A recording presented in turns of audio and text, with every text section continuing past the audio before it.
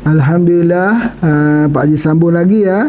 Soalan yang seterusnya, bagaimana cara menghilangkan ketombe dan rontok? Ini telah Pak Haji jawab.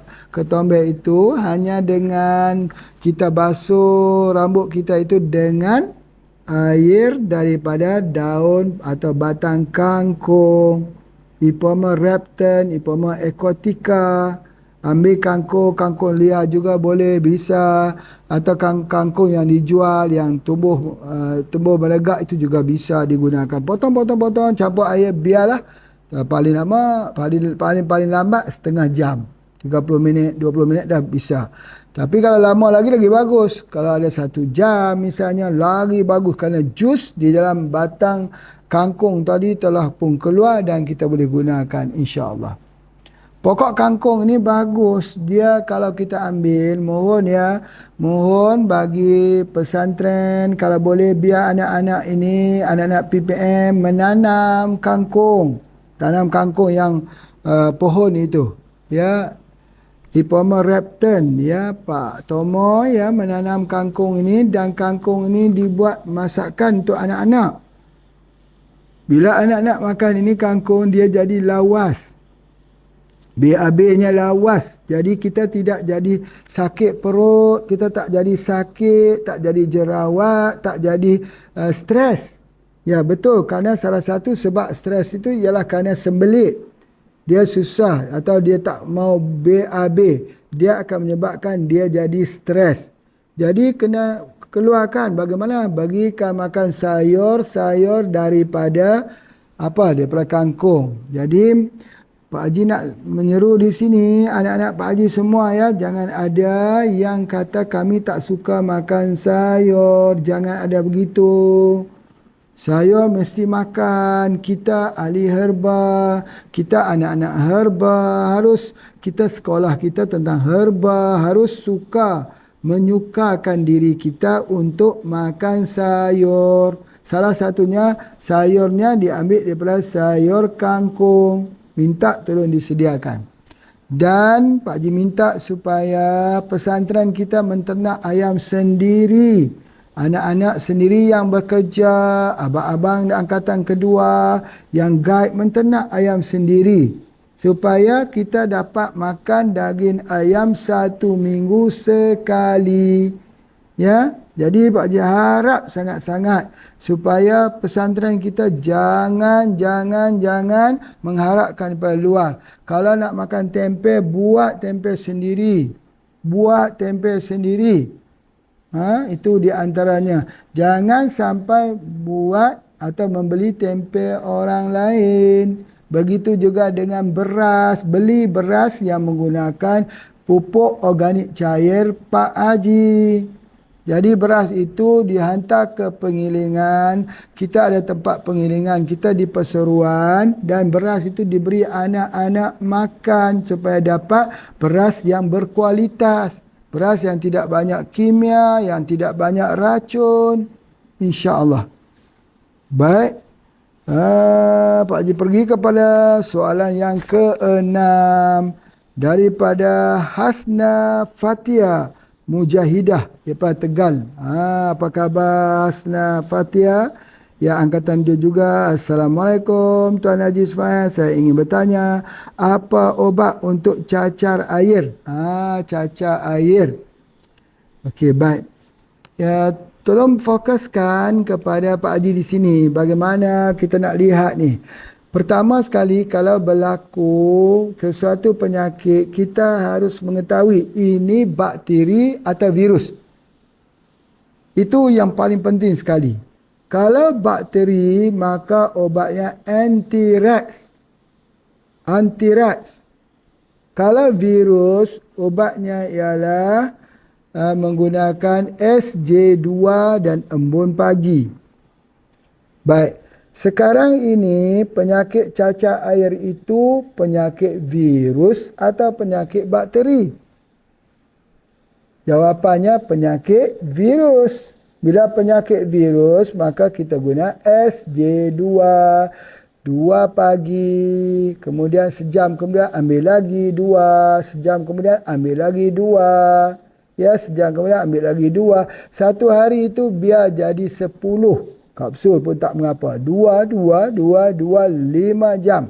1 jam selang 1 jam. Tidak mengapa. Hari yang kedua begitu juga. Hari yang ketiga bila dia sudah makan, sudah banyak yang sudah hilang. Cepat.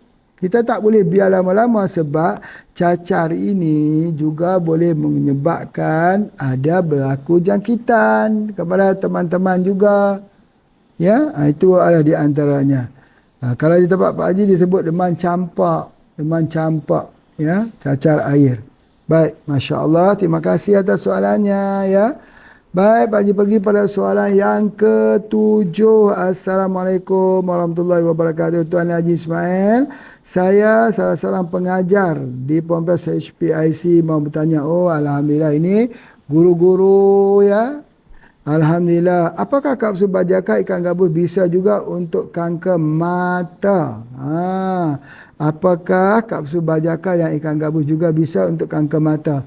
Ya, kapsul bajaka dan ikan gabus ni bisa untuk semua kanker, tetapi harus dikurangi dengan beberapa, harus jadi pantang kepada beberapa makanan. Misalnya makanan yang terawet. Misalnya makanan dalam kaleng, makanan yang diperam, ikan bandeng bandeng, dan juga apa juga yang itu yang disimpan, ya, yang tersimpan. Jadi itu yang pertama. Yang kedua, tak boleh ambil terasi. Yang ketiga, tak boleh ambil yang manis-manis. Itu tak boleh kita ambil. Kalau kita ambil yang manis, dia akan bisa sukar untuk sembuh. Baik. Kalau untuk mata ni, kalau boleh Pak Haji cadangkan, yang pertama juga dia kena tambah syak katilak. Syak katilak itu adalah pengobatan untuk mata, untuk kanker mata, kanker hidung, kanker telinga, kanker otak, kanker lidah. Semua daripada syak katilak yang ada di bahagian kepala ini. Kita gunakan syak katilak, insya-Allah. Soalan yang kedua, ibu saya kalau kena air dingin kulitnya gatal dan tidak sengaja kegaru mengelupas kulitnya menjadi koren dan berdarah, apa ubatnya? Ini gatal kulit. Kalau kena sesuatu yang dingin, kena AC, kena kipas angin, sesuatu yang dingin itu dia jadi gatal. Sebab apa? Dia jadi kering.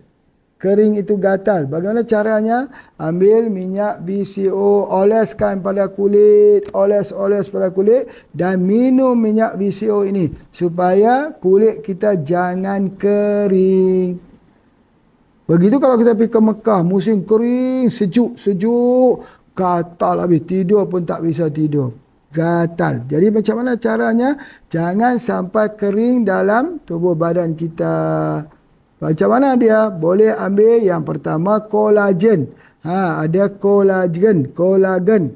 Kalau tak mau guna kolagen, kita juga boleh gunakan daripada ikan gabus ataupun squalene, omega squalene. Kita gunakan itu dan juga atau gunakan VCO. Malah VCO ini mesti dioles supaya kekeringannya itu dapat diatasi, insya-Allah, ya. Bapa saya mendadak rontok rambutnya serta berhenti merokok. Apa solusinya? Oh, ini dia di antaranya. Baik, apabila seorang itu berhenti merokok, kemudian dia jadi rontok rambutnya, maka cepat-cepat ambil madu. Madu lebah. Madu lebah ini ada 2. Satu madu lebah dipanggil trigona, madu kelulut. Satu lagi madu lebah yang lain yang ada sengat, yang ada bisa. Kelulut tak ada bisa. Ya, jadi nak guna yang mana satu yang boleh menaikkan, yang boleh menumbuhkan. Itu adalah di antaranya. Kita boleh menggunakan madu kalau di tempat Pak Haji dipanggil madu tualang. Madu tuala ni madu biasa tapi yang duduk di pohon tinggi. Multiflora, multiflora. Ya, itu di antaranya insya-Allah. Kemudian semoga Allah mempertemukan secara langsung buat konsultasi lagi mengenal kanker mata anak saya. Jazakallah Ummu Zubair. Ya Ummu Zubair, mudah-mudahan ya nanti kalau Pak Haji ke sana nanti kita ketemu, kita rawat, kita doa. Tapi jangan putus asa ya. Syak katilah, bajaka, kapsul arwah itu diteruskan. Walaupun kita mengambil tidak begitu banyak tapi perlahan-lahan ya. InsyaAllah sampai Allah berikan kesembuhan. Doa banyak-banyak insya-Allah. Soalan yang ke-8, alhamdulillah ya, soalan yang ke-8 ada 13 soalan semuanya. Ada soalan ke-8. Namanya Khariqatul Zahra. Khariqatul Zahra daripada Purbalingga. Angkatan yang kedua, Assalamualaikum Tuan Haji Ismail. Saya ingin menanyakan beberapa hal. Yang pertama, bagaimana penanganan sendi yang ngilu saat merasa kedinginan? Ini harus ambil madu. Madu itu dia memanaskan badan. Ya, ketika kita kedinginan berada di Jogja, di Merapi ini dingin daripada Gunung Merapi tersebut, ya. Jadi pada ketika itu sakit sendi-sendi, kita mula sakit, minum madu untuk memanaskan. Itu. Atau kalau kita tak mau itu, minum saja kopi Radik Mas Setiawan.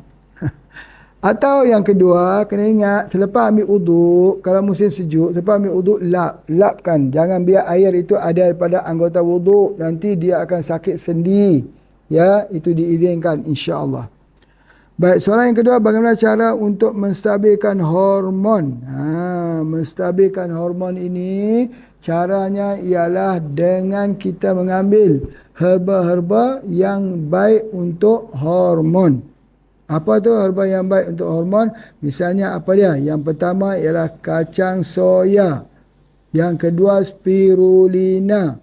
Ya, spirulina, soya. Tapi soya hari ini ni, macam yang kita tahu lah, soya banyak daripada GMO. Soya yang diimport bukan lagi soya asli di tempat kita. Baik, kemudian yang keduanya kita boleh ambil dia dengan spirulina. Ya, spirulina bagus sekali. Kalau kita tak mau spirulina, kita boleh ambil puraria. Ya, puraria ini adalah produk kopi Kak Cik Fatimah. Itu di antaranya. Baik, Masya Allah. Soalan yang seterusnya, obat untuk masalah resdung. Orang ada sinusitis resdung, apa obatnya? Obatnya ialah dengan kita mengambil apa yang Pak Haji sebutkan. Masalah resdung ini ialah masalah sembelit. Kita cari pelawas baik untuk menghilangkan sembelit. Kemudian barulah kita menggunakan daun sirsak. Ambil daun sirsak itu direbus, kemudian dibuat hirup wapnya itu. Ditutup kepala itu dengan kain, kemudian dihirupkan wapnya itu, biar dia masuk ke dalam mata, ke dalam hidung, ke dalam mulut kita, dia keluar keringat, nanti dia keluar semua dengan resdung itu sendiri. Itu yang paling baik. Ataupun kita menggunakan produk yang disebut sebagai Cocinium Plus. Cocinium Plus. Kalau kita tak ada Cocinium Plus, boleh kita gunakan madu kelulut. Madu kelulut itu diambil, boleh diletakkan di muka buat sebagai masker. Ya, pakai kat muka ini, dan boleh dibuat juga untuk minum. Sangat baik untuk sinusitis, untuk resdung insya-Allah. Baik, bagi soalan yang seterusnya, nama Juwita Amelia, Bunga Jingga, Semarang, angkatan kedua. Assalamualaikum Tuan Haji Ismail. Saya mau bertanya, jikalau kita minum ubat kimia diiringi dengan ubat herba, apakah ada risiko atau efek sampingan tertentu? Ya, kalau kita ambil ubat kimia, kita ambil ubat herba, kita jauhkan sedikit 1 jam. Ya, selepas ambil ubat kimia 1 jam baru kita ambil herba. Apakah dia mempunyai efek? Tidak, insya-Allah. Ya, dia memberikan kesan saling bersinergi. Jadi itu disebut sebagai complementary. Complementary ini iaitu pelengkap. Itu di antaranya, insya-Allah. Baik, Pak Haji pergi kepada soalan yang ke-10, namanya Yoja Kantika Maharani, Pemalang ya, asal Pemalang angkatan 2. Assalamualaikum Tuan Haji Ismail, saya ingin bertanya ubat untuk penyakit kanker kelenjar getah bening. Yang nama kanker ini kesemuanya menggunakan bajakah bersama dengan syak katilak. Ya, kita gunakan bajakah dan syak katilak. Di samping itu dilengkapi dengan kapsul ikan gabus, insya-Allah ya. Itu di antaranya. Dan cara yang kedua yang Pak Haji boleh ajarkan ialah menggunakan daun sirsak, masukkan ke dalam periuk, dipanaskan. Daun sirsak itu ada 7 atau 9 helai dalam air 2 liter. Kemudian dipanaskan, dimasukkan juga di situ dengan ketan hitam. 1 genggam ketan hitam masuk dan direbus sampai dia jadi, orang kata apa, sampai dia jadi keluarkan wak. Lepas tu kita hirup wak tersebut untuk orang yang ada kanker kelenjar getah bening, insya-Allah. Itu yang pertama. Yang kedua, kalau bisa mendapatkan temu. Ada temu ni yang paling bagus ialah temu atau kunyit putih ataupun temu mangga.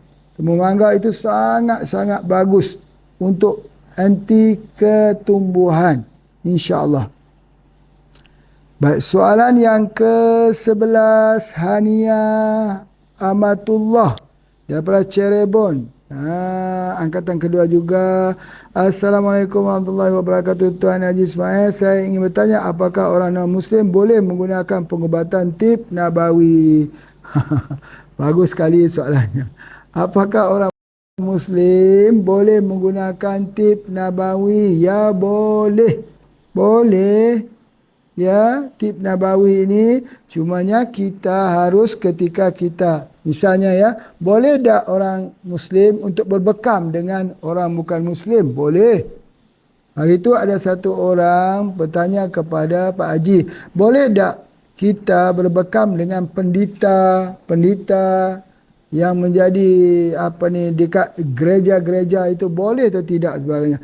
Kita boleh bekam, tapi amalan pengobatan Nabi ini dia berdiri bersama dengan dakwah ilallah. Boleh ajar supaya berbekam ya, kita berbekam kepada orang yang bukan Muslim, tapi harus diingatkan bahawa ini adalah daripada Rasulullah sallallahu alaihi wasallam. Mesti disampaikan, balighul anni walau ayah, sampaikan daripada aku walaupun 1 ayat. Ini peluang. Boleh jawapannya, tetapi dengan syarat kita mestilah menyampaikan Islam kepadanya. Baik, soalan yang ke-12, Nadia AM asal Sleman angkatan 2. Assalamualaikum Tuan Haji Ismail, saya ingin menanyakan nama penyakit dan cara mengobatinya. Pertama, penyakitnya ketika tangan dibentangkan, jari-jari akan bergetar lumayan kencangnya. Itu yang pertama. Yang kedua, lalu bagaimana cara mengatasinya? Ini kalau kita penyakitnya ketika tangan dibentangkan, jari-jari akan bergetar. Jadi maksudnya ini ada permasalahan di jari, kaku di jari. Boleh jadi asam urat, boleh jadi asid yang terlalu tinggi. Macam mana cara nak hilangkannya? Cara nak hilangnya, ambil lemon ya. Ambil kulit lemon, masukkan ke dalam gelas, tuangkan air panas, tutup. Kemudian minum kulit lemon tersebut. Insya-Allah pada setiap malam kita minum. Setiap malam. Ataupun insya-Allah yang ini juga dapat ataupun bisa kita rawatnya kalau di tempatnya Pak Haji, kita gunakan Malex. Malex bersama dengan RO+. RO+ ini satu minuman untuk asam urat, untuk asam di dalam tubuh badan. Ya, itu insya-Allah. Baik, kalau kita tidak ada RO itu apa yang mesti kita berikan? Apa yang kita mesti berikan untuk menghilangkan kaku ini? Ada, kita keluarkan penumpas asam urat. Ya. Penumpas asam urat, boleh minum itu insya-Allah dengan izin Allah. Baik, soalan yang terakhir pada hari ini namanya Ramadhani. Ramadhani daripada Jambi, angkatan kedua. Assalamualaikum Tuan Haji Ismail, saya ingin bertanya apa ubat cadangan tenggorokan sama paru-paru? Tenggorokan dan paru-paru. Ubatnya ialah menggunakan daripada madu kelulut.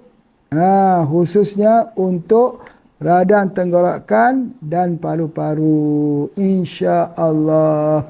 Bukan hanya itu saja, kalau radang tenggorokan ini boleh guna anti-rex dan juga untuk paru-paru boleh gunakan daripada madu kelulut, insya-Allah. Sebab apa? Sebab kerongkongan ini dia perlu kepada good bacteria. Ya, good bacteria atau probiotik. Probiotik kita ada di dalam anti-rex. Jadi bila kita ambil anti-rex, kita akan menghidupkan bakteria yang baik yang menyebabkan sakit kerongkong kita sembuh dengan izin Allah dan cepat sembuhnya. Yang kedua ialah masalah paru-paru, pernafasannya itu ada mukosa. Mukosa itu bagaimana cara nak hilangkan? Hilang dia dengan menggunakan daripada madu kelulut. Bila kita ambil madu kelulut, maka dengan otomatisnya dia akan melarut dan menghilangkan mukus itu, insya-Allah. Ya. Alhamdulillah pada hari ini Pak Haji telah pun menyelesaikan 13 soalan yang telah dikemukakan. Jadi insya-Allah harapan daripada Pak Haji ialah kita kena teruskan pembelajaran ini, insya-Allah makin hari makin menarik. Memang Pak Haji terpaksa mengkombinasikan, kadang-kadang kuliah, kadang-kadang mendengar soalan, kadang-kadang kita tengok pokok-pokok obat. Nanti insya-Allah Pak Haji videokan gambaran-gambaran pokok-pokok ubat yang ada di lapangan, insya-Allah ya. Sabar, tulis baik-baik. Nanti ketika Pak Haji sampai nanti ke Jogja, kita diskusi lagi ya. Pak Haji pun rindu sangat nak pergi ke Yogyakarta, nak duduk bersama anak-anak. Ya, Masya Allah, sudah hampir berapa bulan, 7 bulan ya, kita terpisah ya dengan COVID-19. Tapi kita sabar, kita bersyukur apapun situasi yang Allah takdirkan kepada kita. Kita adalah hamba Allah dan kita berjalan dengan kita tidak akan menyalahkan kepada takdir. InsyaAllah ya anak-anak sekalian. Ketemu lagi. Assalamualaikum warahmatullahi wabarakatuh.